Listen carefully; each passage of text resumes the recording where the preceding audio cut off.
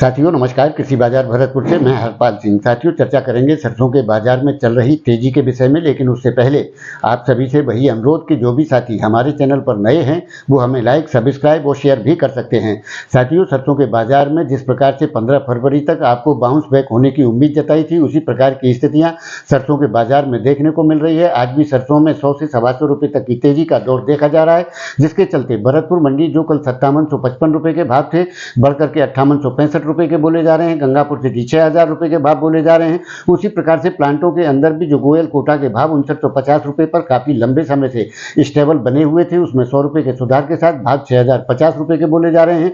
Mahesh edible में भी 100-125 रुपए की तेजी के साथ भाव 6825 रुपए के। बीपी शारदा आगरा में भी 100 रुपए की तेजी के साथ भाव 6500 रुपए के बोले गए। साथियों निश्चित तौर से सरसों के अंदर जिस प्रकार से बाउंस बैक की उम्मीद थी, उसी प्रकार की स्थितियां सरसों के अंदर देखने को मिल रही है, क्योंकि सरसों का उत्पादन में गिरावट की स्थितियां आ रही हैं। उसी प्रकार से किसान भी घटे भाव पर माल बेचने के लिए तैयार नहीं है। सरकार भी कांटे लगाने की घोषणाएं कर चुकी है, जिसके चलते निश्चित तौर से सरसों की छिटपुट आवकें मंडियों के अंदर देखने को तो मिल रही हैं, लेकिन उस प्रकार की स्थितियां जिससे कि फसल की बिजाई लेट थी, उसी प्रकार से आवकों के दौर भी देरी से ही दबाव की स्थितियां देखने को मिलेंगी। लेकिन फिलहाल की स्थिति में सरसों में किसी भी प्रकार की गिरावट की संभावनाएं बिल्कुल भी नहीं है, क्योंकि फॉरेन मार्केट का सपोर्ट मिला हुआ है।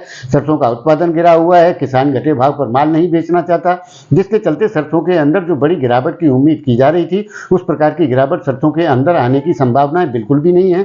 साथियों निश्चित तौर से आवकों का दौर आएगा तो सरसों में गिरावट की स्थितियां या दबाव के हालात जरूर देखने को मिलेंगे, लेकिन वो कितने होंगे वैसे तो माना जा रहा है। साथियों जिस प्रकार से हमने पहले भी आप लोगों के साथ विचार साझा किया था कि सरसों 5500 रुपए से नीचे जाने की संभावनाएं बिल्कुल ही कमजोर ही प्रतीत होती है। वैसे तो हमारे कुछ साथी और विशेषज्ञों का मानना है कि निचला स्तर 5280 रुपए का उन्होंने एक टारगेट बना रखा है, वहां तक की स्थितियां देखने को मिल सकती हैं। लेकिन साथियों बिल्कुल भी उम्मीद नहीं है कि सरसों 5500 रुपए के स्तर को तोड़ते हुए उसके अंदर प्रवेश करेगी, क्योंकि जिस प्रकार किसान बिकवाली से बच रहा है, सरकार के पास अच्छे मालों का अभाव है और आने वाले दौर के अंदर जिस प्रकार से विदेशी सपोर्ट मिल रहा है, उससे सरसों में बड़ी गिरावट की उम्मीद नहीं की जा सकती है। सरसों को 5500 रुपए के नीचे आने की स्थिति में सरसों की लेवाली करनी चाहिए, क्योंकि साथियों इस साल जो वर्ष सरसों का बनने जा रहा है उसमें ट्रेडिंग जिसको कहते हैं हम दूसरी व्यापारिक भाषा में गर्म नफा, यानी कि उसका एक अवसर मिलेगा। 5500 रुपए की सरसों कभी भी फिर 6000 रुपए की स्थिति को पार कर सकती है और उसके बाद में बाजारों की स्थितियां 5500 से 6000 के बीच में ही घूमती हुई नजर आती हैं।